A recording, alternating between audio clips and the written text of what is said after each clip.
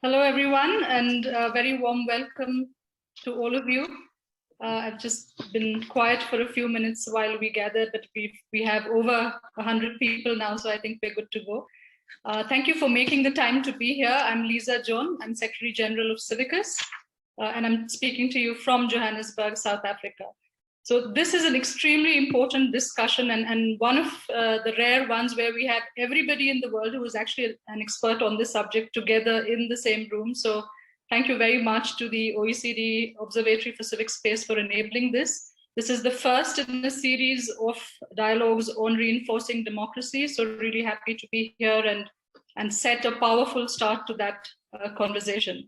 Before I introduce, our range of distinguished speakers and explain how this conversation will progress across the next 1.5 hours, I do want to set a little bit of the context for why this discussion is so important at this point in time, and also provide some guidance on how we will actually interact and make sure that we have an opportunity to hear from all of you who've joined from across the world as well in this conversation. So firstly, we know that since 2001, over 140 countries have actually introduced new legislation to counter terrorism, to provide security to citizens, which have adversely affected the ability to exercise many basic rights, including civic freedoms, but also extending, for instance, to the right to privacy and religious freedoms.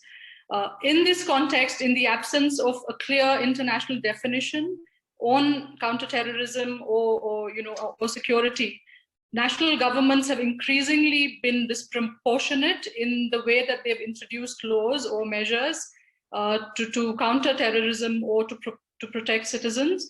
And this trend has actually been highly exacerbated during the pandemic, where we've seen extremely disproportionate measures being introduced in the context of public safety and security.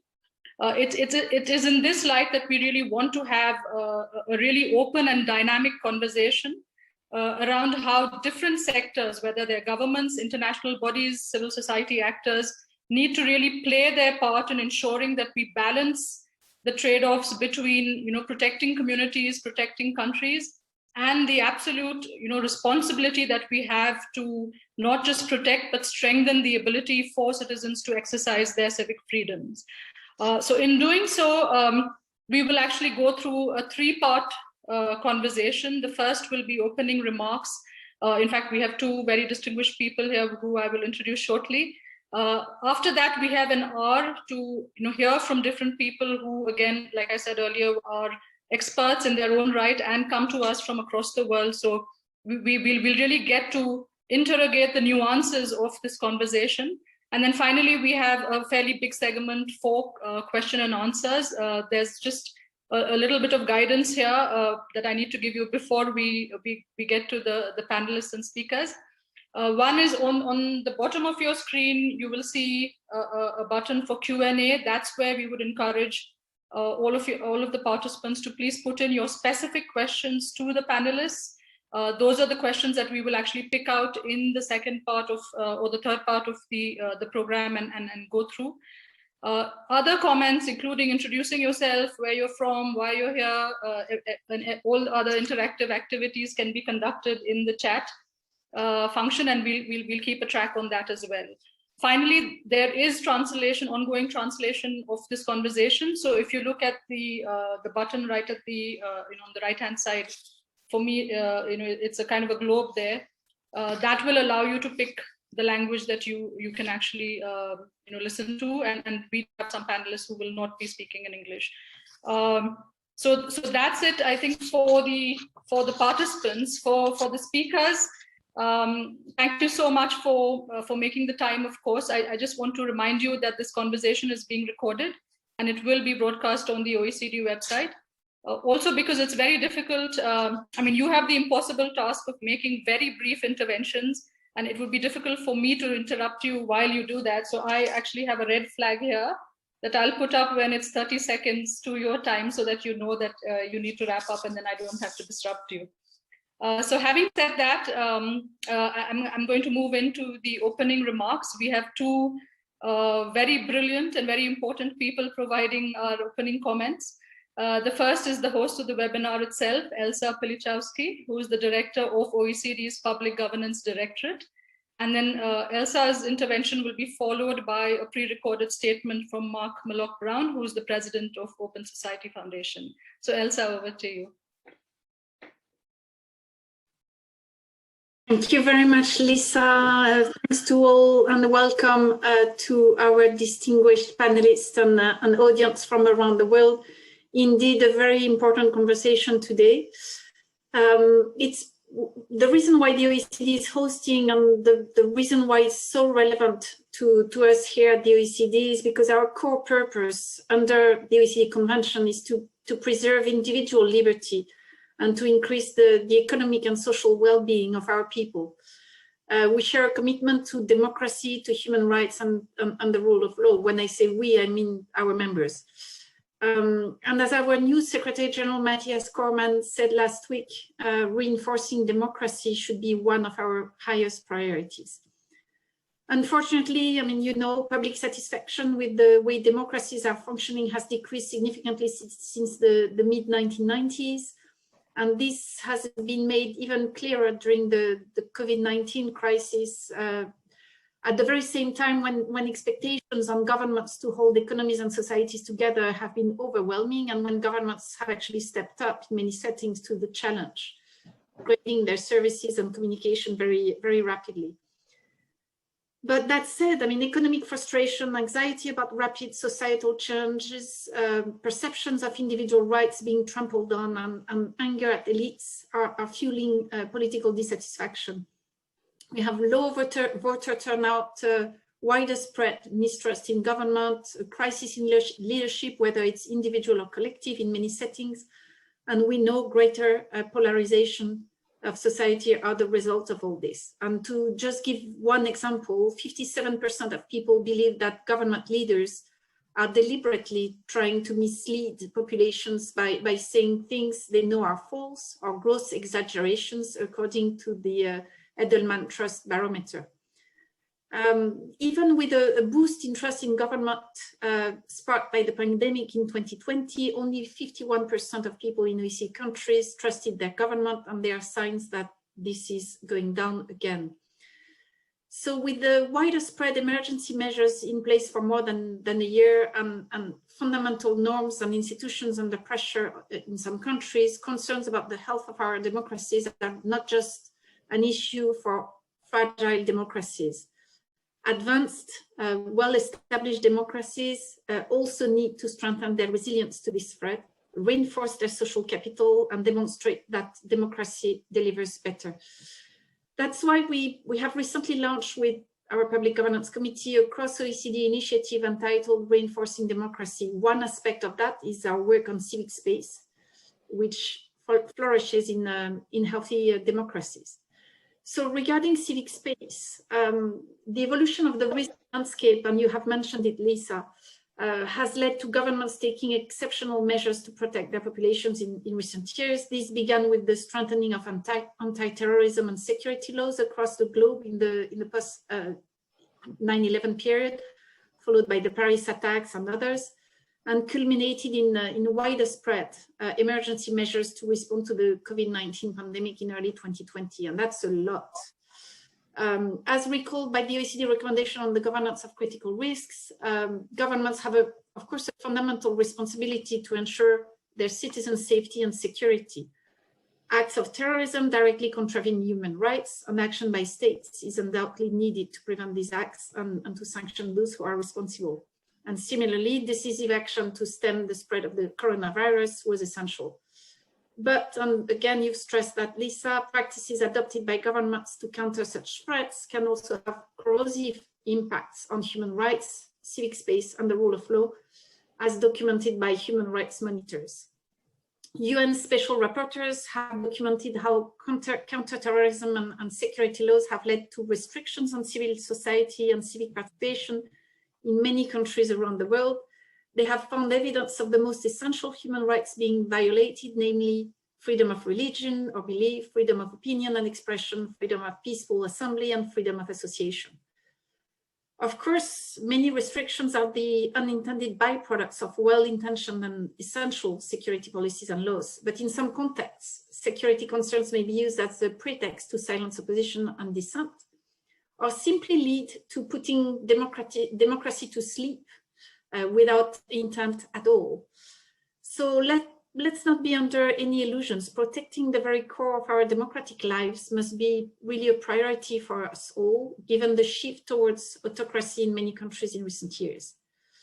There's really no question that governments are confronted with unprecedented challenges at the present time, but what we need is to strike a real balance between responding to threats, whether from terrorism, a health crisis, a climate disaster, or any other threat, and of course, maintaining our democratic way of life or reinventing our democratic way of life for current and future generations. Bob Kolaski, at a recent OECD event, he's the head of the National Risk Management Center at the US Department of Homeland Security, said social capital and active citizenship are essential components of strong, secure, and healthy societies. Societies are the strongest, healthiest, and better able to withstand threats when democratic norms are protected. So our long-standing work on good governance at the OECD has taught us two very relevant lessons that, of course, you know already. Evidence shows that public participation makes governance more inclusive and responsive, gives governments greater legitimacy to make hard choices, and can help to counter polarization and ungendered trust. Governments such as Canada and others have valuable lessons to share on the benefits of holding consultations with civil society coalitions when developing a counter-terrorism framework. We're delighted to welcome today Public Safety Canada to tell us about their experience and the benefits of this approach. Another example is the European Commission, which has just launched a public consultation on the EU Directive on Combating Terrorism, inviting feedback on whether implementation of the directive had raised any fundamental rights issues. Second lesson is that the need to ensure that emergency powers should be temporary and meet the minimum requirements of legality, necessity, and proportionality. This also means that measures must be scrutinized by Parliament and rights restored as a priority so that we strengthen rather than undermine our democratic system. Looking ahead, the OECD Observatory of Civic Space will continue its role as a convener of global dialogues, bringing together the security, open government, and civic space community as we have done today. And as part of a global forum on democracy, a new OECD initiative to reinforce democracy among our members will also continue to shine a spotlight on public participation, inclusive representation, and the protection of civic space as fundamental to our way of life. And on that note, I would like to hand you back the floor, Lisa. Thank you very much. Thank you so much, Elsa. Some really important challenges there in terms of rebuilding confidence and trust in public institutions. We're going to move very quickly to the pre-recorded statement from Mark Malloch-Brown of Open Society Foundation.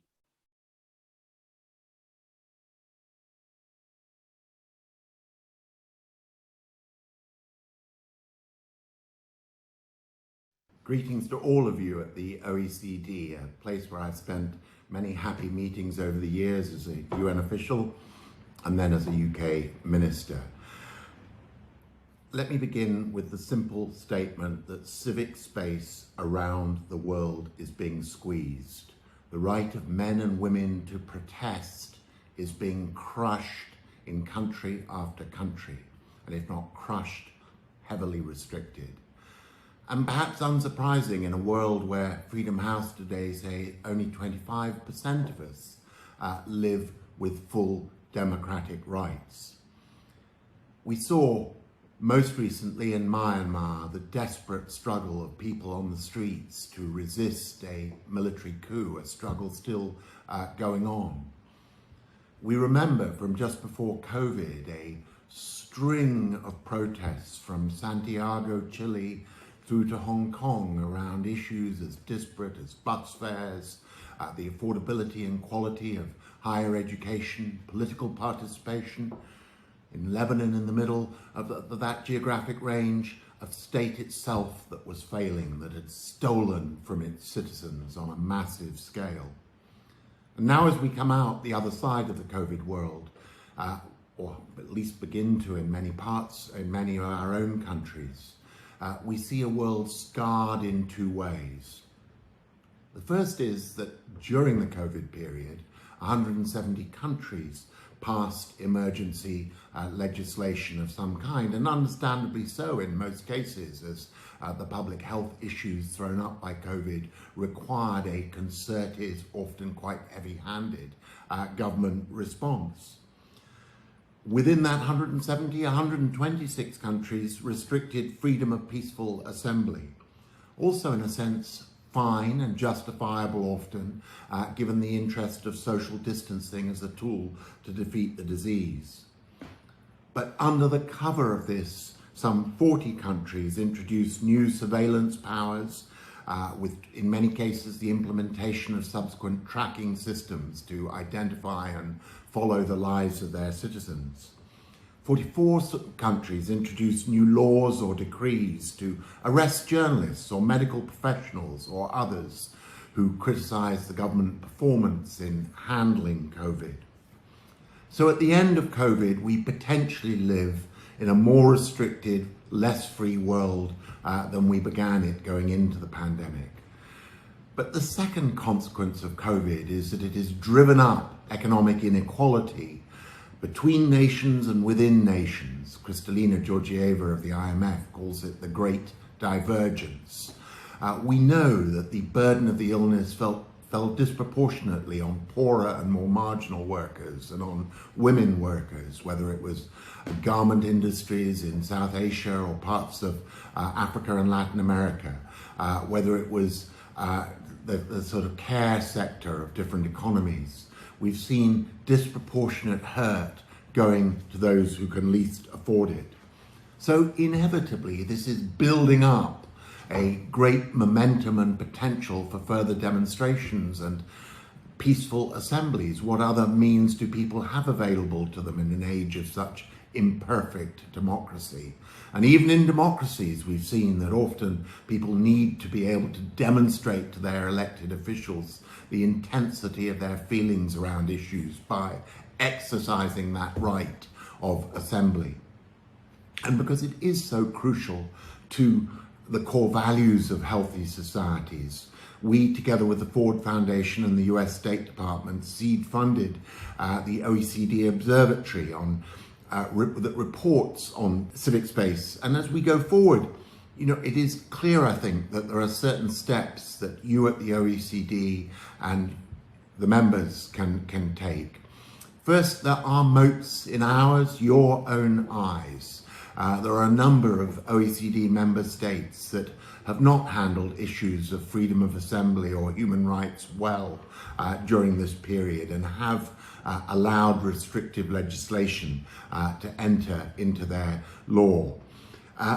Second, OECD, because of its reputation, its brand as a champion of a healthy economic and social states which have a vibrant life that contributes to economic growth and the inclusiveness towards all citizens, those very values should not stop short of embracing civic space as a critical part of your agenda going forward. It's not some political hot potato on the edge.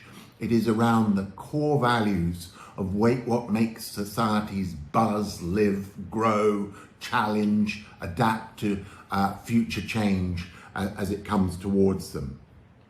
And finally, both as the OECD but also as member states, you have critical roles to play in different international fora going forward. There is, in probably less than a year from now, the Biden administration's proposed summit of democracies. There is the continued debates in forums like the UN General Assembly and the Human Rights Council.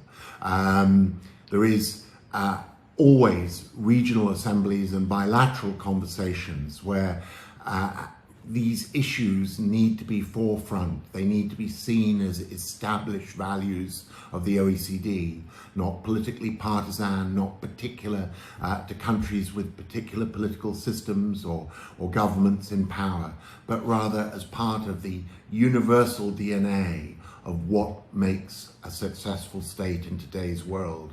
And you have to be flag bearers for that. Thank you very much for allowing me to join you today. Thank you to Mark virtually, and of course to our colleagues from the USF who are also with us for that message. Well, I'm going to move on to the second section, where we have 5 really brilliant but also passionate activists and experts speaking to us about this issue.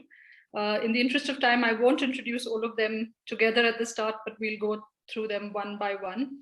I'm first going to turn to Martin Abregu, who is the Vice President of International Programs in the Ford Foundation. I can't see you on the screen, but I know you're in the room. Thank you, Lisa, and thank you, OECD, for this invitation, and more importantly, for putting together this convening and the excellent background document that describing the situation we are in. We, as Mark was saying before, we at the Ford Foundation are proud to be partnering with the OECD, working on all these issues. So really glad to see this meeting taking place. I don't want to be repetitive of what the document says and what others have been already saying. So let me organize my reflection, paying a special attention to the kind of problems, the kind of problems that we face. Now, in that sense, the proposal is to think about this issue as 4 interconnected but still different problems, all of which have had different degrees of impact on civil society organizations. The first problem is how we define security threats and terrorism in particular. The second is the problem around how we confront these security threats. The third one is the use of security threats as an excuse or an opportunity for authoritarian measures. And finally, the national security approach as a way to address other social problems. And the reason why I want to highlight again all these problems is because I think that identifying each of them allowed us to give special responses to each of them. Let's start with how we define security threats and terrorism in particular. Having vague and ambiguous definitions is an easy way to respond to immediate needs, and that's why we always do it, but it's a source of long-term problems. Security threats are almost by definition difficult to define, and I understand that no policymaker wants to seem soft on terrorism or other security threats, but having this kind of all-inclusive definitions means that there are going to be many, many collateral damages. We have limited time today, and I'm not going to say much about this, but the background document rightly points out this as the root of the challenge, and we are going to come back to this at some point. The second problem is that the same sort of broad stroke approach that is used to define terrorism explains the second problem, how we respond to it. The general response to terrorism is a sort of catch-all response. Here again, the background document highlights how certain people are targeted just because they belong to stereotyped populations. And that is the perfect example of a response that is basically careless of having a negative impact in the broader society in order to minimize risk. Similarly, when we enact laws based on standards such as those set on the Financial Action Task Force, the problem is that we are missing the fine-tuning. Basically, this is the kind of sort of reckless regulation that will do more harm than good. Over the last 10 years, it has become increasingly difficult for civil society to access the funding of international donors like us, the Ford Foundation. Compliance is increasingly onerous. Negative consequences of all the smallest mistakes are magnified, exploited, and even European-based banks have started shying back from European established organizations working in difficult environments.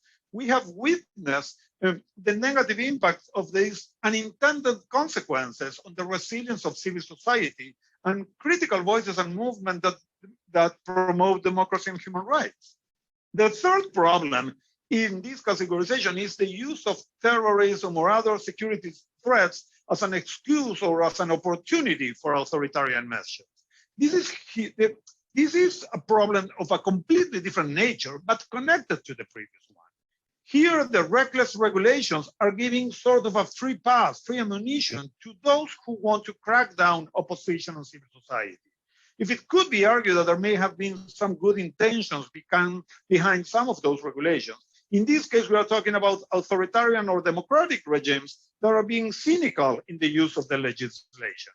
And there are many subtle ways to make an opportunistic use of this legislation. For example, combining the use of security laws with the targeting of certain groups. We see many governments that deploy security apparatus in very different ways depending on who is mobilizing. Most notably when those seeking to express their views are ethnic or racial minorities or other historically marginalized groups. And we have been seeing this in many OECD countries, in fact. So the last problem that I want to highlight is that these practices are now being replicated in responding to other socioeconomic challenges. We see that the same kind of broad definition, catch-all responses, cynical use is being used to respond to other issues that are defined as security threats, even if they are not. This is the case to respond to migration or the trends that we have seen in the criminalization of poverty or the criminalization of social protests. And in the last 18 months, as Mark was saying before, we have witnessed this in the practice of authoritarian responses to COVID. I don't have time to talk about that, but the point I want to stress is when I think about civil society and how to respond to this, I think it's critically important that we see each of these problems as related but different, and that we set our battery of responses looking really at what is behind the problem, the challenge that we are facing here. So let me stop here, and again, thank you for the invitation. Thank you, Martin. And a really key point there in terms of a generic securitized approach really being the entry point for authoritarianism and all of the other kind of restrictions that follow. Before we move to our next speaker, I just want to remind participants again that we do have a Q&A slot. Please do write your questions, otherwise I will have to invent my own when it's time to open the discussion. And we're also tracking this conversation online on social media, so you can use hashtag #CivicSpace in order to share comments and follow the conversation that's happening here. Our next speaker actually is someone who was a personal inspiration and a great friend. He's the UN Special Rapporteur for the Freedom of Peaceful Assembly and Association, Clement Voulet. And Clement, we want to hear from you more about what trends you're seeing, but also what actions countries and international bodies should be taking in order to ensure that we're able to protect our civic freedoms. Thank you, Lisa. And let me first thank my fellow panelists, but also thank the OECD Observatory of Civic Space for inviting me to this important panel. As we all know, before the pandemic, civic space, including the right to freedom of peaceful assembly and association, are under intensified attack around the globe.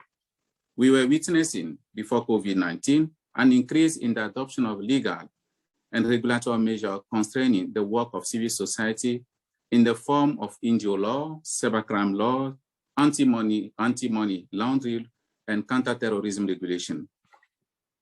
Such organizations got branded as enemy of the state or foreign agent.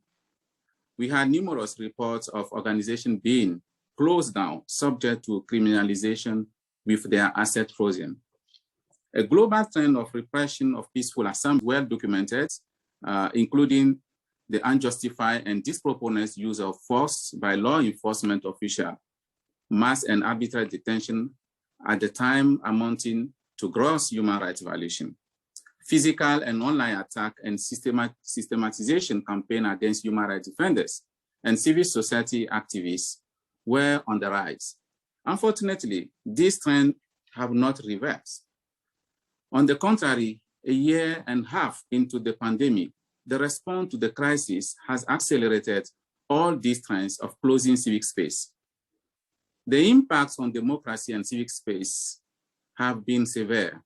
While some governments have tried to respond to the pandemic with a human rights perspective, the crisis have been used by many governments as a pretext to cement control and crack down on civil society rather than ensuring public health. As we fear, governments are abusing emergency law and employing a militaristic approach to the pandemic. We are seeing how old and new tactics of repression and control are used with increased sophistication. While emergency law can be fully justified for countering COVID-19, many have been far-reaching. For example, many assembly bans imposed in emergency measures have been absolute, with no exception for social distance peaceful assembly or the ability to adapt to country context. In several cases, authority decision of assembly ban was heavily enforced during opposition protest movements than the one from the ruling party. Curfew, stay at home order, and other movement restrictions have kept civil society organizations and their staff from delivering life-saving services. States conduct unfully surveillance and employ excessive force and harsh criminalization action to enforce these restrictions. My mandate received information on how difficult it has become for civil society groups to access to funding, even in the midst of the crisis when their action was most needed. This is even more so for civil society groups and community representing marginalized groups. The danger is that these security law and practice become normalized and accepted as the appropriate way to respond to the crisis. This is very problematic for a world that is already facing severe crises, from climate change to the rise of global poverty. What are some ways that my mandate always suggests in many fora? As I say in many times, responding to the pandemic requires the adoption of many difficult decisions, but there are ways of doing this democratically, safeguarding fundamental freedom. One of them is recognizing civil society as partner in addressing the crisis. Civil society has adapted to unprecedented challenge during the pandemic, including by navigating challenge to deliver vital services. But as the impact of this crisis continue around the world, civil society will need more resources and alliances to defend its space and continue contributing to help communities to recover. In April, for example, in 2020, I issued a set of guidelines to help states to ensure that while they are taking measures to counter the COVID-19, they also respect civic space. I would like also to suggest, because I don't have time to go through all of the measures, I would like just to suggest two measures that I think are important. I think that any effective counterterrorism or security strategy need to strengthen, not weaken civil society. And the second thing that I think is important also is that we need the international cooperation and solidarity. We need it more today, more than ever. And I think also that it's important that donor community provide funding, in particular for those women groups that are working around the communities that are weakening by the COVID-19. It's important if we want to rebuild our democracy, because a democracy without a vibrant civil society, without a civil society that is able to challenge government decision, is not a democracy. It's democracy that can quickly be weakened or can be quickly put in jeopardy. I also think that since we are also talking about democracy as a share, global share, it's important that while we are advocating to have a vaccine, we ensure that those vaccines also reach the South civil society. Without vaccine today, without the vaccine reaching South civil society, reaching some of the country, many repressive governments will continue to use COVID-19 as a pretext to continue to restrict. We saw in many countries where there are some a kind of improvement, we saw that even those situations, government maintain. So we have to ensure that by ensuring that vaccine reach all, including civil society from South, there is no more argument for repressive government to continue to impose or to maintain some of the repressive way.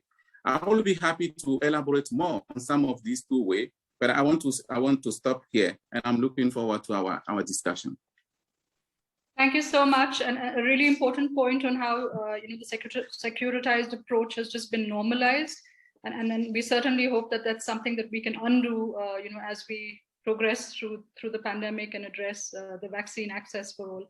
I'm going to move over to Agnes Kalamard, who is the Secretary General of Amnesty International. It's great to see you here, Agnes. There's been a conversation on the kind of infringements on rights that has happened so far, and we're particularly looking to hear from you on the aspects of racial and religious profiling and how that adversely affects individual rights, and which other kinds of rights are being affected by the approach that we're seeing towards counterterrorism and security today.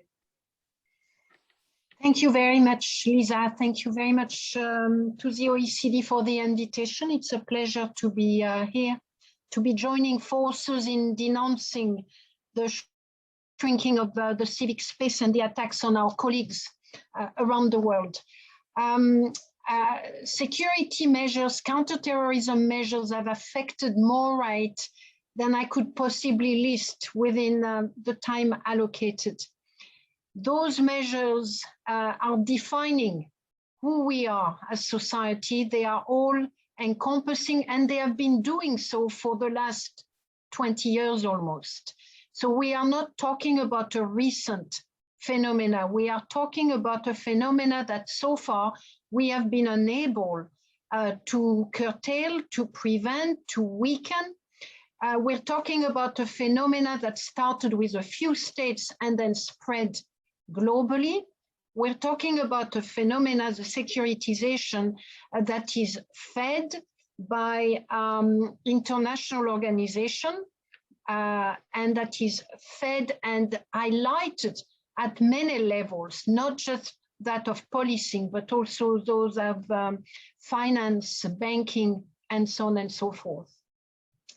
I would like to highlight 2 points. One has already been made, but I think it's important to reiterate that one of the risk that we have seen very clearly for the last 20 years is that what begins as emergency measures very quickly grow, nurture into a normal state of affairs.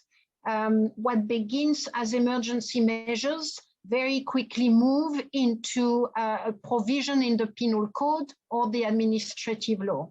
That is a phenomenon that has characterized almost every dimension of security measures, counterterrorism measures I have looked into as a special rapporteur, and that my colleagues have looked into now at Amnesty International. So it is a hyper form of normalization. We're no longer talking about emergency measures. These are the day-to-day running of policing and operations that are characterized by a heavy focus on securitization and the violations of basic rights. The second point I want to make is with regard to discrimination. Yes, securitization is all-encompassing, but not everyone is hit by it in the same fashion. I think it was Clément who talked about vulnerable groups during COVID. A range of emergency measures were taken related to lockdown, for instance, but you cannot stay home if you do not have a home. You cannot stay home if you have no food to feed your family with. So the primary victims of the emergency measures to deal with COVID and the extra power given to the police were the most vulnerable groups in our society, the homeless people, the poorest people, the migrants, the refugees, and so on and so forth. So I think it is important to understand that securitization creates further inequality and vulnerability, including to death. We have seen that throughout COVID, as has been pointed out, the large majority of victims were found among the most vulnerable groups of society, those that had been left out after 20 years of austerity measures. Other dimension of discrimination, which I want to highlight, are those related to the securitization and the technologization of our societies. Of course, we are already fully aware of stop and identity checks by law enforcement officials, which have a very strong racial profiling dimension. But increasingly, the technology that is being used for the purpose of policing, the algorithm system that are being used for the purpose of securitization, the biometric forms of surveillance are all carrying discrimination in them. They are embedded inside the system. Facial recognitions are deployed in public spaces, focusing in particular in specific neighborhoods where minorities are likely to live. Those systems which are incompatible with the right to privacy often turn peaceful protesters into suspect, with a chilling effect of violating the right to freedom of expression and peaceful assembly. But yet again, those that are being targeted in particular are already people who are victims of discriminations in our society. So I just want to end on that point. The securitization of our societies has touched all of us, but some of us far more than the others. Thank you. Thank you so much, Agnes, and particularly for stressing the legal and the technological implications of such an approach. In fact, our next three speakers will actually be addressing many of the operational, financial, and policy aspects of this conversation. So I'm happy to introduce Matthew Mayer, who is the Director of National Security Policy, Public Safety Canada of the Government of Canada. So Matthew, from where you sit, how has engaging civil society in national security matters in Canada helped you achieve better outcomes in recent years, and what has been the trade-off or dilemma between secrecy and openness and engagement with civil society on national security issues? Thank you very much, Lisa. And I just wanted to thank you and the OECD for the invitation. And we're very honored to be part of such a distinguished group of panelists today. So what I'll look at is, first of all, two examples which have allowed us, I think, to achieve better outcomes through enhanced coordination of our consultations with civil society and different other actors among the Canadian citizenry. So the first example that I'll look at is the 2017 National Security Act. 2 years before that, in 2015, a previous government had enacted the Anti-Terrorism Act, which had followed two terrible attacks in Canada in 2014.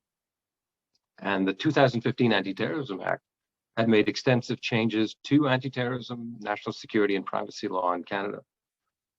But following these changes, many Canadians expressed concerns about potential infringements of their personal rights, especially under Canada's Charter of Rights and Freedoms, which is a fundamental part of our Constitution, given the enhanced powers that some of the national security and intelligence agencies had. And they'd also commented on the lack of centralized review bodies to oversee this work. So because of the public reaction to the Anti-Terrorism Act, the government then led, in 2016, an extensive public consultation exercise with a variety of stakeholders, both from within the national security community, but with also academics, civil society experts, average Canadians, parliamentarians, on a range of national security issues, including accountability, information sharing, and a review of national security institutions. The consultations included about 4 months of online consultations with the general public. We had town hall meetings in various provinces and territories of our vast land. We had different consultation events, round tables with law enforcement officials, lawyers, experts in accountability, digital information technology, and civil society. So at the end, we had about 59,000 responses. And over the 4 months, we generated quite a lot of feedback from Canadians on about 60 open-ended questions, which we had organized into about 10 different themes. Overall, we considered this a very, very successful consultation with our citizens. And in the end, what we took out of the consultations was that Canadians wanted increased accountability and oversight of institutions with national security responsibilities, as well as increased transparency on national security matters. So the following year, the government began taking action to address these concerns and put forward a number of key measures, such as legislative changes, new oversight and review bodies, and the announcement of the National Security Transparency Commitment, which has 6 principles which all national security actors have to implement. Before this, before the NSTC and before these new measures, new review bodies included a new National Security and Intelligence Review Agency. It also included a National Security and Intelligence Committee of Parliamentarians, which we had not had before. Before this, of let's say 17 federal departments and agencies who have some responsibility for national security matters, about 3 of them had independent oversight and review mechanisms. The rest of the 14, nothing. So now, because of these new bodies and the NSTC, the National Security Transparency Commitment, we have, I think, far more robust mechanisms to hold all these agencies and departments to account. That was the first example. The second example is how we changed certain terminology that we had used previously in our threat report. We previously had a public threat report, and we had used some terminology which had caused some concern in particular in certain communities. We had used in particular the term Sikh extremism, and obviously Sikh Canadians took exception to this and didn't like the association between the 2 terms, nor did other religious groups when we talked about Sunni extremism and other kinds of extremism, identifying extremism with a particular community in Canada. So based on this, we have now changed the way we characterize violent extremism. We talk now about ideologically motivated violent extremism, or in short, IMV, as we call it. We also talk about politically and religiously motivated violent extremism, but we make strenuous efforts not to tie extremism to one particular religious group or one particular community. So this language has shown Canadians that we do listen. When things are brought to our attention where we have not been as sensitive as we needed to be, we can make changes. And so we think that's a second example of how we've achieved a much better outcome, of how we engage with certain communities, and through that dialogue come up with a better use of terminology that doesn't stigmatize certain parts of our population. So in sum, on the first question, we think that there's little doubt that it has led to better outcomes. On the question of trade-offs, we don't think there really is a trade-off. One of the biggest obstacles we've faced with transparency and the national security community is the question of secrecy. There's a mystique around secrecy. We've since learned that actually there are certain things we can reveal to the Canadian public about how the community does its work. Broad outlines. We can't get into operational issues, of course, because we don't want to give the operational tradecraft secrets to potential people who would want to cause us harm, but we can get into general outlines of what we do and how we protect Canadians. Along these lines, we've also established a National Security Transparency Advisory Group. Most members are from civil society, and they've been extremely beneficial in providing recommendations to the community on how to carry out the National Security Transparency Commitment. We think in the end, it's about trust right? We're a strong community, a national security community, if we have the trust of Canadians. If we don't have the trust of Canadians, we can't do our work. That trust is fundamental. And that trust is only strengthened by an ongoing two-way dialogue, and for us to be as proactive as possible.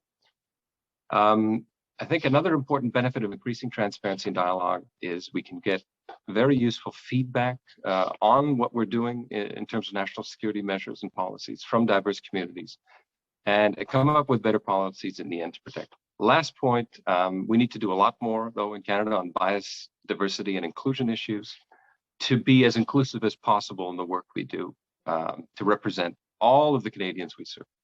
So in the end, we think we're doing far better on transparency. We can still do a lot more.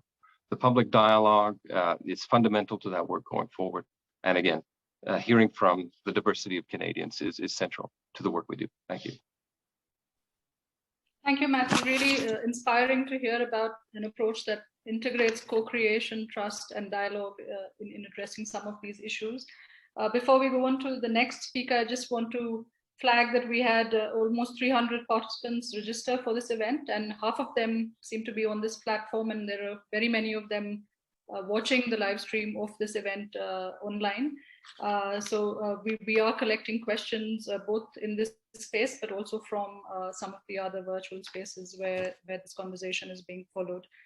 I'm going to move on to David Lewis, who is the Executive Secretary of the Financial Action Task Force. The mandate of the Financial Action Task Force is actually to look at addressing global terrorist financing threats, and this includes the misuse of non-profit organizations to finance terrorism.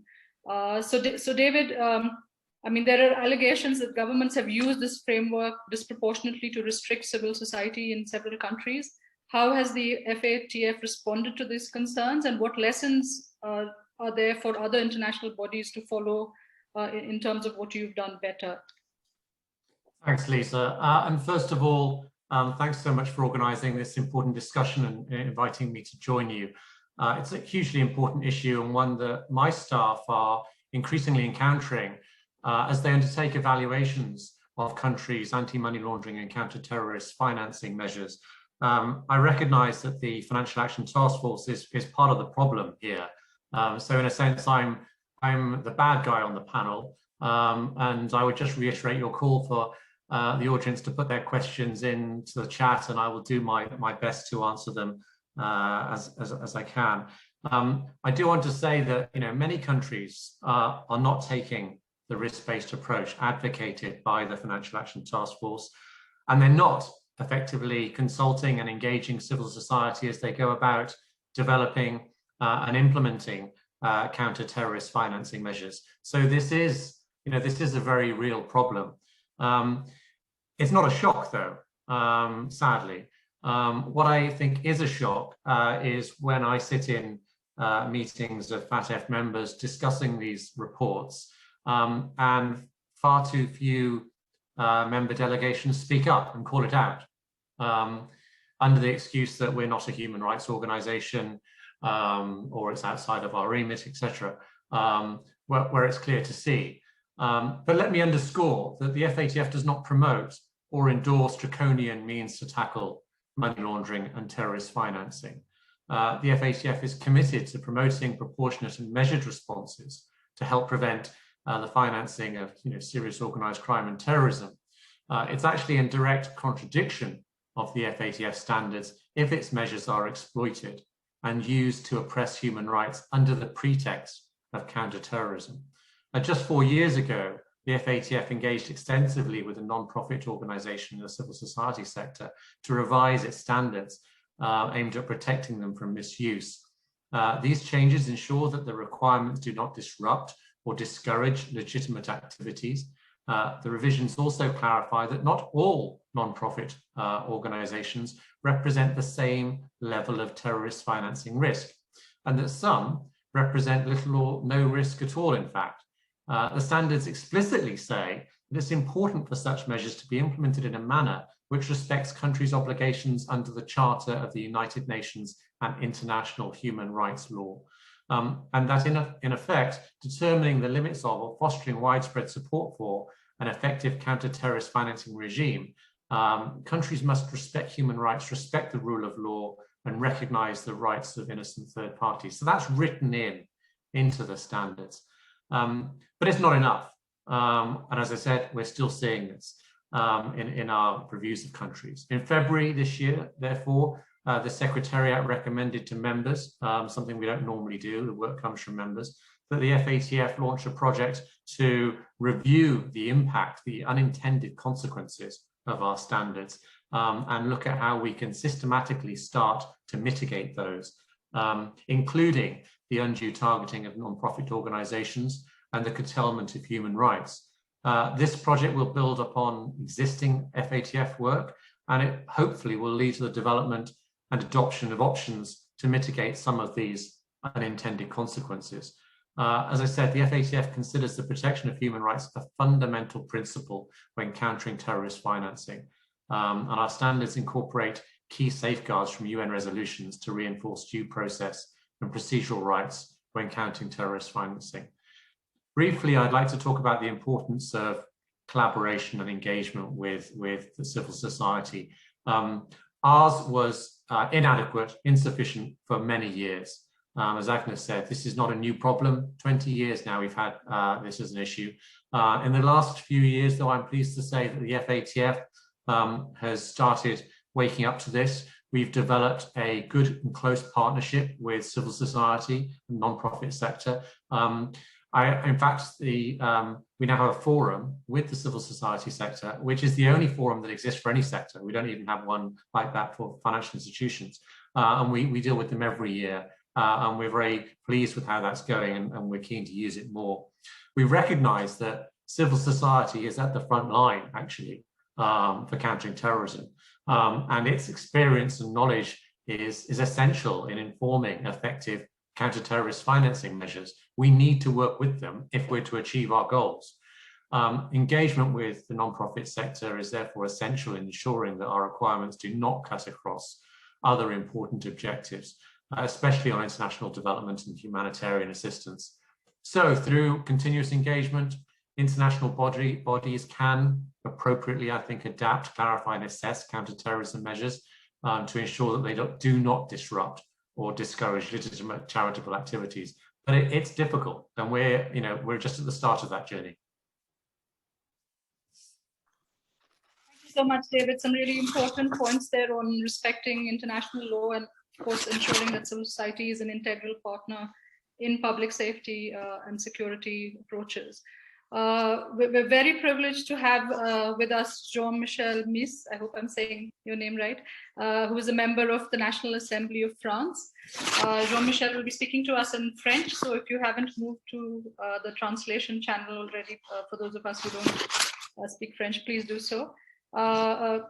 We're really excited to have you here. You're a member of the new mission of the Prime Minister on technologies in the field of security. So we were keen to hear from you on what opportunities and challenges you faced, especially in your engagement of civil society, and what more can we do to ensure that the use of technology in the field of security does not adversely affect public interest or civic freedoms. Merci beaucoup, Lisa. Merci à tous les panélistes. Merci d'avoir souhaité me convier à vos travaux.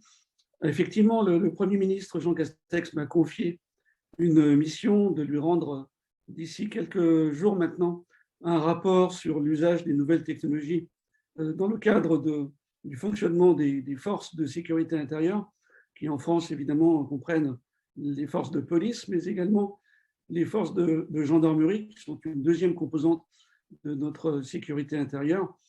Et comme cela a été dit, nous sommes aujourd'hui confrontés au recours à de nombreuses technologies qui viennent dans notre vie quotidienne d'ailleurs, mais également qui viennent dans le domaine de la sécurité apporter parfois de nouvelles opportunités, mais également de nouvelles sources d'inquiétude, parce que beaucoup de ces technologies aujourd'hui ont recours à des technologies évidemment de plus en plus sophistiquées, avec notamment l'intelligence artificielle, et on voit bien que dans certains pays, cela peut se traduire par des systèmes de reconnaissance finalement automatisés, par des systèmes de surveillance de masse Et on voit bien d'ailleurs tout cela, l'atteinte aux libertés publiques qui sont nouvelles.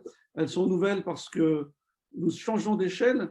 D'un contrôle individuel, nous passons à un contrôle aujourd'hui automatique qui permet évidemment, potentiellement, de mettre sous surveillance des pans entiers de la population.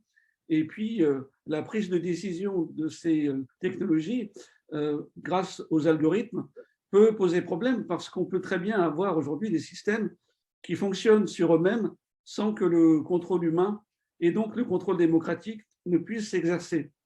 Et donc, c'est bien dans cet esprit que je souhaite conduire cette mission et rendre au Premier ministre des orientations qui sont de nature à finalement essayer de trancher ce nœud gordien entre sécurité et liberté.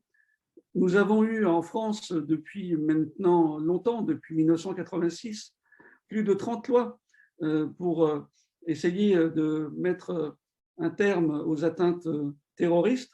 Et nous avons eu, ne serait-ce que depuis 2012, depuis les attentats finalement de Mohamed Merah en France, 14 lois, donc depuis 2012. On voit bien l'importance que cela représente d'un point de vue législatif, mais on voit également l'importance que ça a sur le plan des droits de l'homme, et on peut effectivement mettre en parallèle le nombre de lois et l'efficacité, entre guillemets, des mesures qui ont pu être prises et les atteintes qui ont pu également être portées aux libertés publiques et aux libertés individuelles. Ce qui est très important dans les travaux que j'essaie de conduire, c'est de trouver donc cet équilibre. Et je pense qu'il y a un certain nombre d'éléments qui me semblent intangibles. Le premier élément intangible, c'est que les principes de défense des libertés publiques doivent justement demeurer au cœur du dispositif et que toutes les mesures d'exception doivent évidemment être sous le contrôle, bien évidemment, du Parlement et bien évidemment de la société civile, parce que je crois que les élus que nous sommes ont besoin, et de plus en plus, compte tenu de l'importance également des sujets et des risques que cela fait courir à nos démocraties, qu'on puisse avoir un éclairage qui soit plus permanent que simplement les lois qu'on peut voter. Ça, c'est le premier aspect, le caractère intangible des libertés publiques, et leur limitation ne peut être pour moi que temporaire dans leur temporalité, c'est-à-dire pour une durée déterminée et dans un espace déterminé pour une finalité déterminée. Donc, soit pour le terrorisme, soit pour également les crises pandémiques comme nous connaissons aujourd'hui avec la Covid. Ça a été rappelé par plusieurs intervenants. Ces crises-là, qui sont aujourd'hui systémiques, ne sont pas nouvelles et malheureusement, on peut penser qu'elles ne sont pas les dernières. Et je pense qu'il ne faut pas qu'au travers de ces crises pandémiques, des législations d'exception finissent par devenir finalement la norme. Et on le voit bien avec les lois sur l'état d'urgence que nous avons.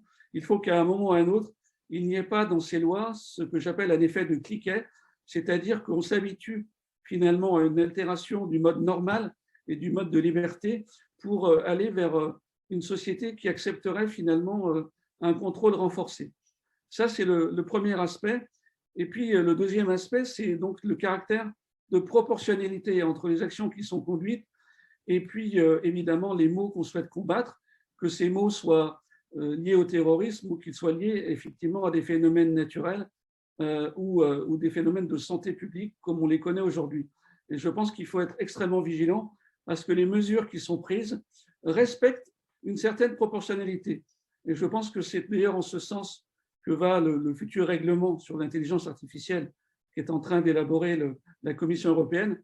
Chaque fois qu'on estime qu'une technologie, puisque c'est le sujet que moi je traite, peut d'une manière ou d'une autre porter atteinte à notre liberté publique, il faut en face, dans un esprit finalement de check and balance, de poids et de contrepoids, apporter une liberté équivalente, une liberté renforcée qui permette à nos citoyens d'avoir d'une part de la transparence, parce que je pense que la transparence dans l'action qui est conduite sur des sujets technologiques notamment est extrêmement importante, parce que la transparence est la condition, à mon avis, sine qua non de la confiance. Donc voilà un peu dans quel esprit se situent ces travaux. Je vais les rendre dans une semaine maintenant au gouvernement. C'est pas coutumier forcément qu'un parlementaire rendent une mission au gouvernement, mais voilà dans quel esprit je souhaite les conduire. La proportionnalité, le principe de respect intangible des libertés fondamentales, la transparence des actions conduites, et puis dans ces outils de transparence, évidemment, voir de quelle manière nous pouvons créer de nouvelles finalement structures de confiance avec nos concitoyens à travers de nouvelles institutions. En France, on appelle ça évidemment des autorités administratives indépendantes, par exemple, mais également des associations qui peuvent contrôler d'une manière ou d'une autre l'action du gouvernement et vérifier notamment l'auditabilité, par exemple, des algorithmes qui seront utilisés. Je pense que la technologie, de par son caractère intrusif, mérite que nous prenions les mesures nécessaires, à la fois par la loi, mais à la fois par le contrôle démocratique en direct de nos concitoyens. Merci beaucoup pour l'ensemble de ces contributions, parce que je pense que vraiment, c'est grâce à nos expériences et à nos expertises communes que nous pourrons, dans un esprit de bonne pratique, essayer également de tirer le meilleur des enseignements dans chacun de nos pays respectifs et puis faire en sorte de limiter les atteintes qui peuvent être portées à la fois aux libertés publiques et puis évidemment aux droits de l'homme d'une manière générale dans l'action publique que nous pouvons conduire.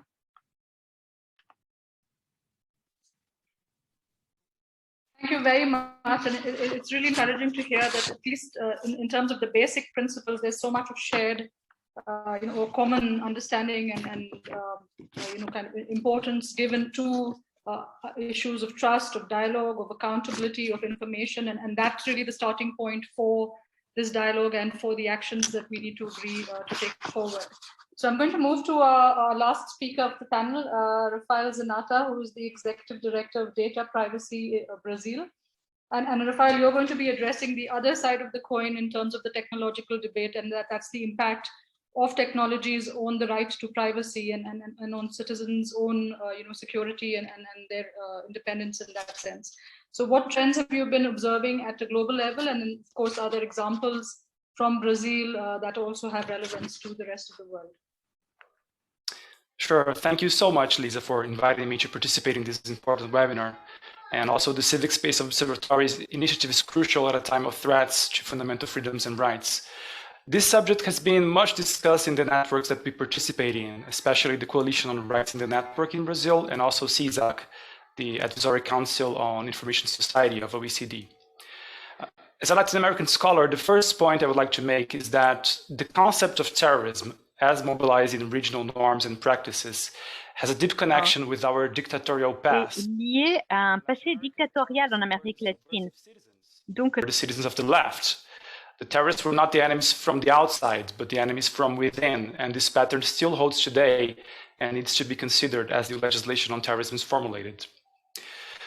As you mentioned, the pandemic brought a set of new problems, such as the rollout of newer surveillance technologies and a relevant increase in data collection in order to allow more COVID control mechanisms.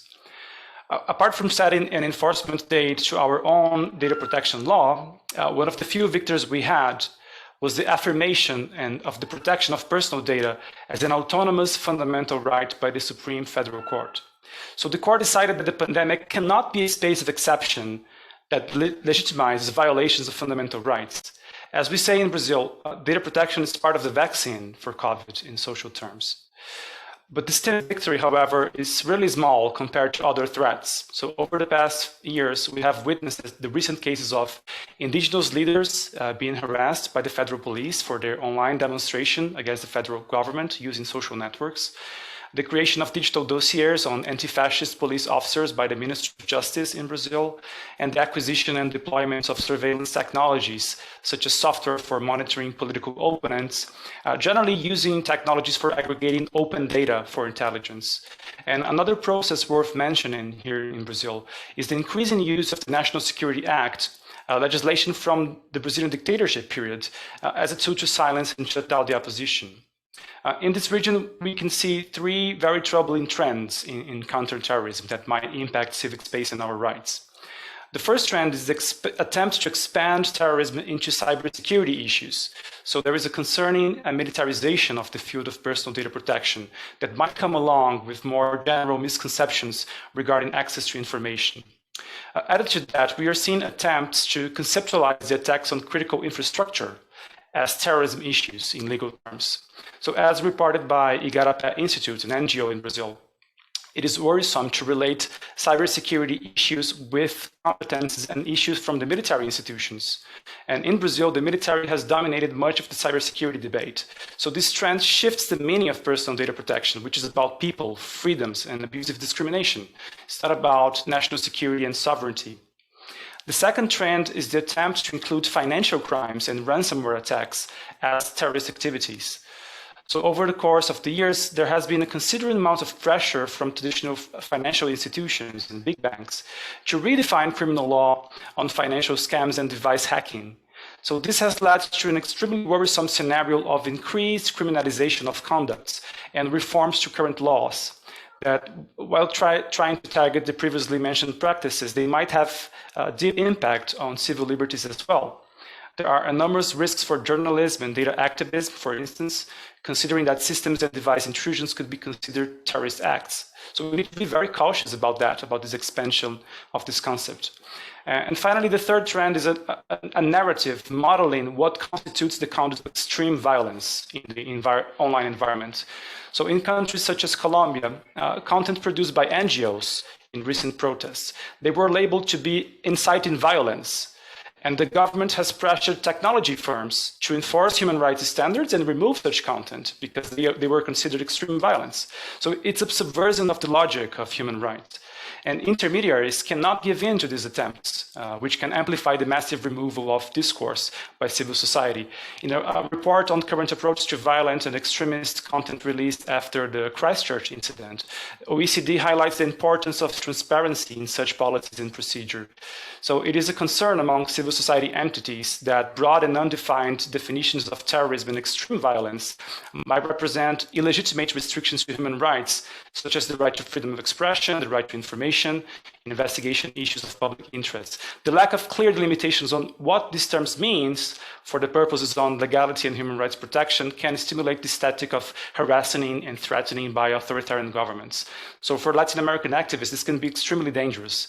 And I thank the Civic Space Observatory for opening up this discussion and considering the voices from Global South. Thank you, Lisa. Thank you, Rafael. And I didn't even have to show you the red flag. So I have a new problem now, which is that we have 5 minutes left for this panel and we have 12 or 13 questions. So I'm going to request the attendees to give me the liberty to just summarize the key themes that have come out from the 13 questions. I'm going to put that across and then maybe invite 5 people from the panel to just respond. I mean, whoever feels spontaneously that they want to react to this. So essentially, in all of the questions that have been addressed, I think there are 3 key issues that are emerging. One, really in terms of global human rights law and the fact that there are new instruments like the Global Counterterrorism Strategy emerging. How do we really ensure that there is consistency between what's actually being proposed in terms of the technicalities and the principles really that we want to protect in terms of human rights and engagement. So that's the one thing in terms of the global architecture of counterterrorism and security. What can we do better to really make it more stronger and integral in that sense?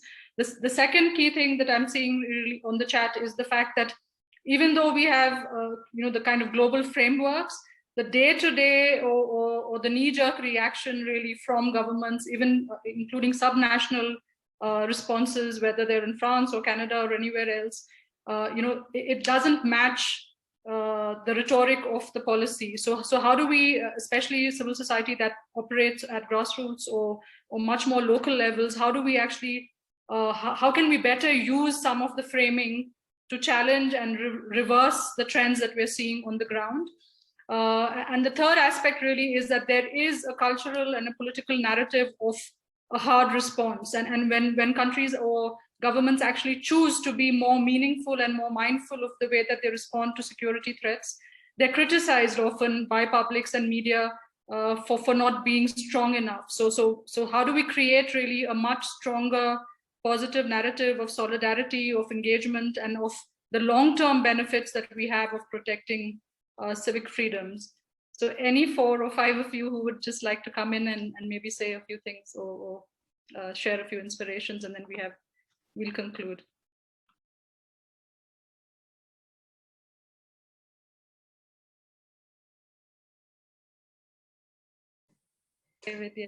Lisa, hi. I'll jump in briefly. So one of the things we found that's really worked with civil society is they're building a good understanding of our work so that they can speak our language. And obviously we try and understand what civil society do, but for example, there's a group called the NPO platform on the FATF.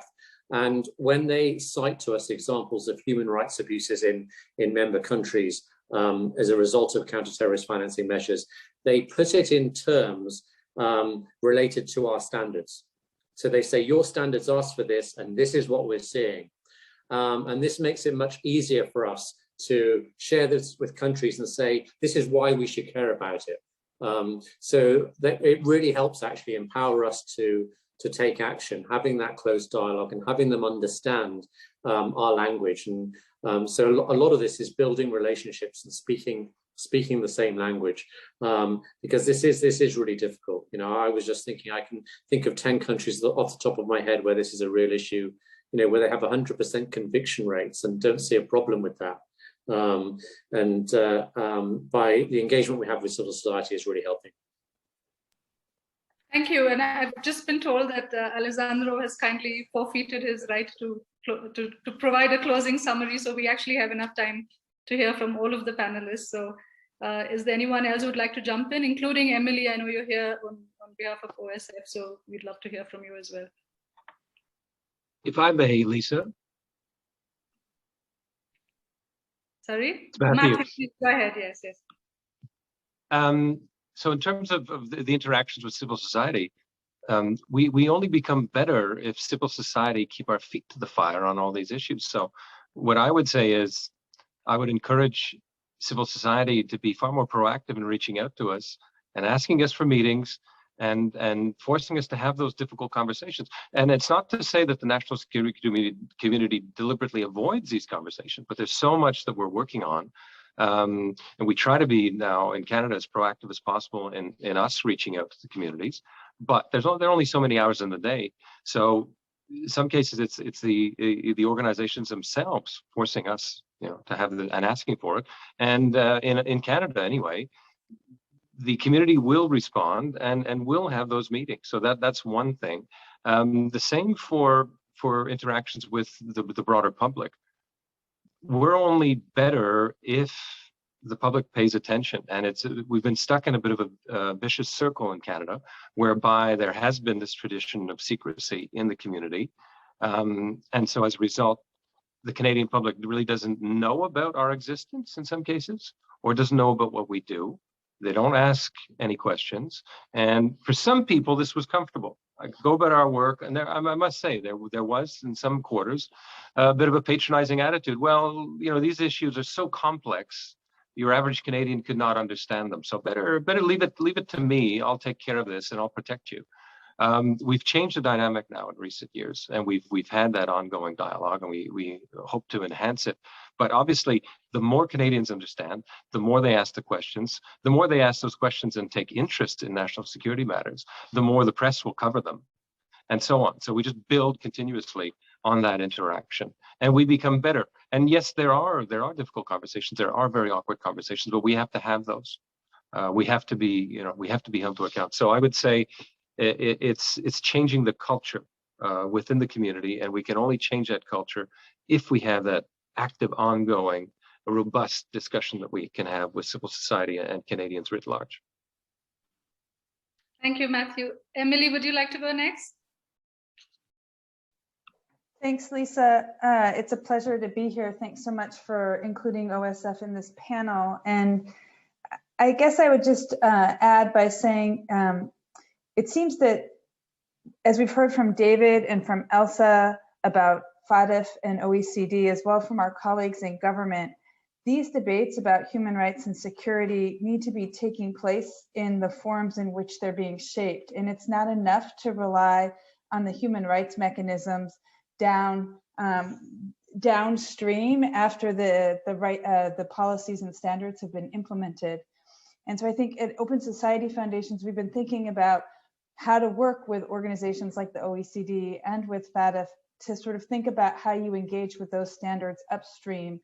And here, I guess our call would be that as the OECD states think about the multiple form in which they are active, how we insert these standards around human rights and particularly around protecting civic space as part of those discussions. I think as Mark reminded us at the top of the call, these can't be relegated, these can't be forgotten. They are crucial to the how we think about prosperous societies protecting these rights. And they shouldn't only be sitting in conversations about human rights, but in conversations about economic justice, about development, about security. And so I think what we're looking for are those new tools to engage in those spaces. So thank you. Thank you. To make it easier, I'm just going to follow the list on my screen so that you don't have to all talk together. So Clement, if you want to come in on any one action that you think we should prioritize in terms of changing the dynamics we see currently.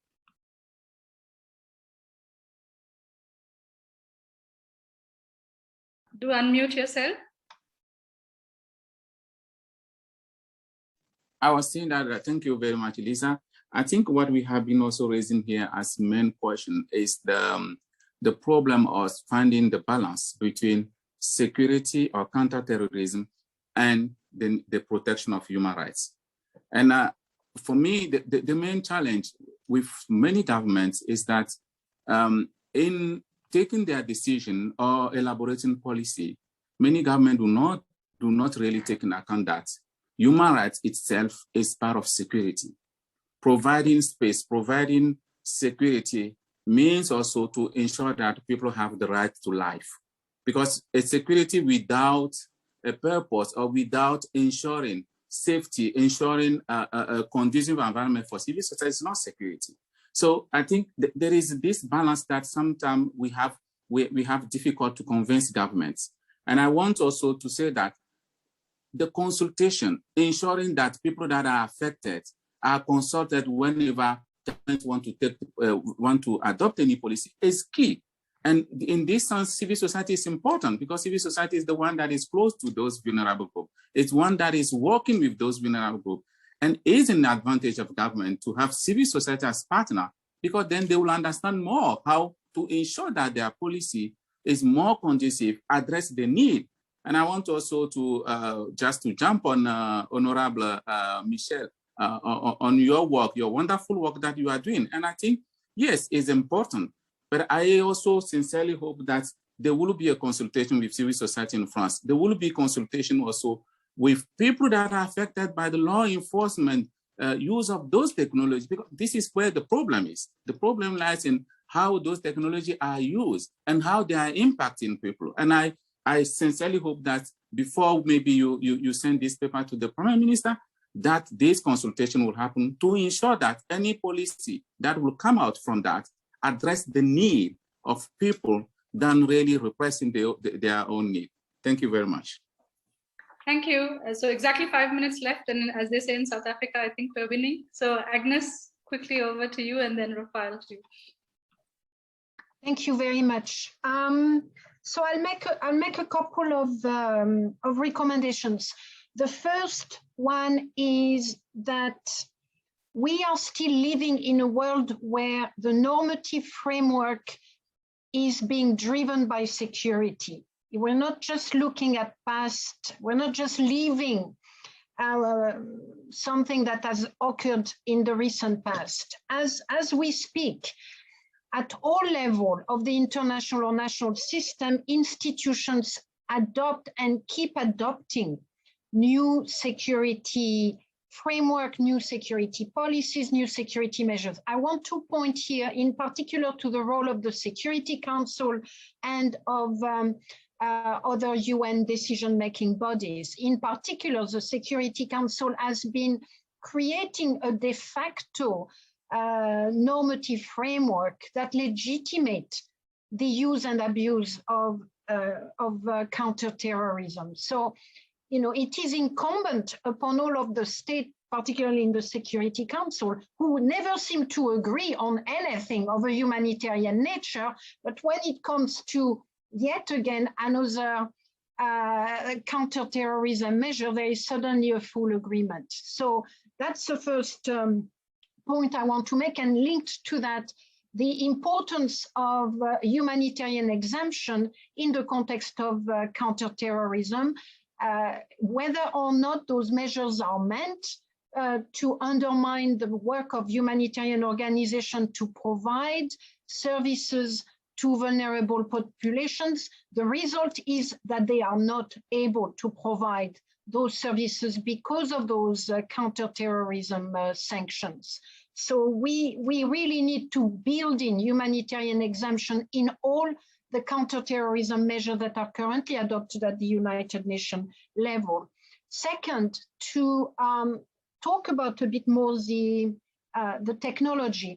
Right now, I'm afraid I don't think we can trust government to implement artificial intelligence as it relates to surveillance in particular, in a way that will be protective of rights. At Amnesty International, we believe that to actively curb AI technology, artificial intelligence technology that augment discrimination practices based on protected characteristics such as race or gender, the only option is for a ban on facial recognition technologies for identification.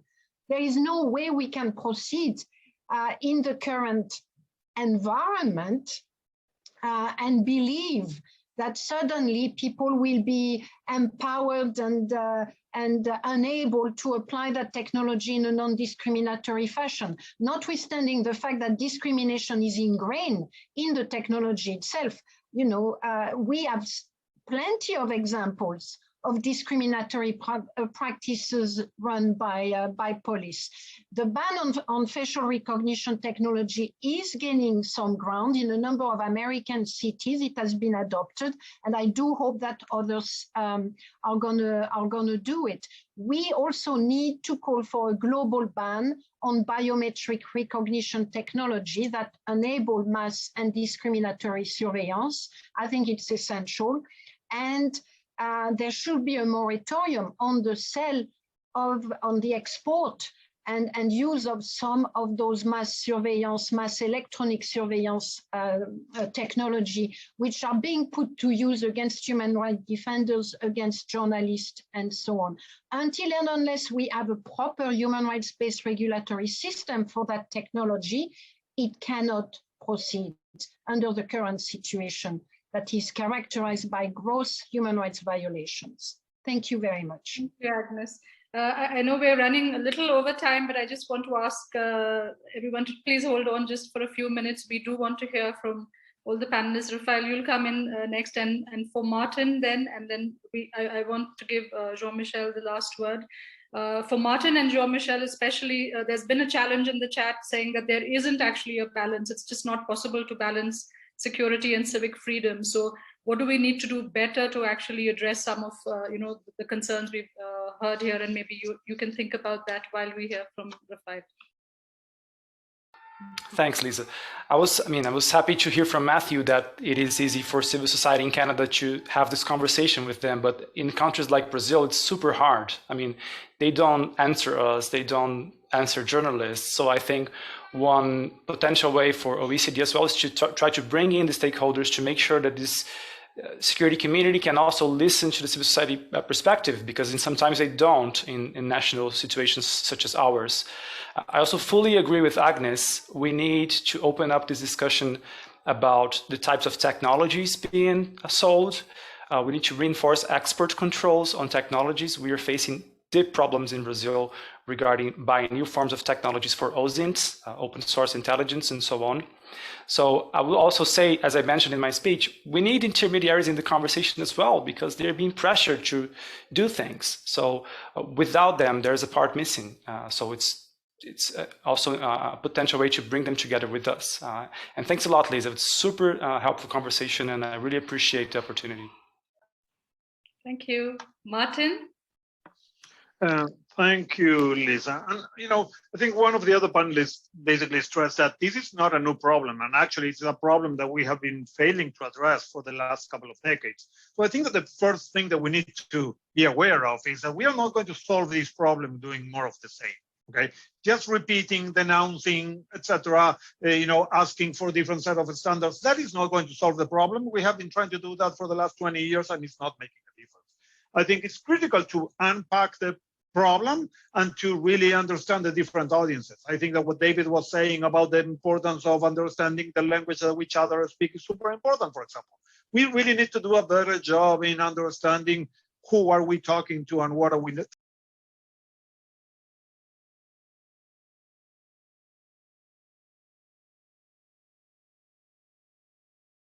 it's sort of outrageous that we need to make the case for civic space. But honestly, I think that it's critically important that we do a much better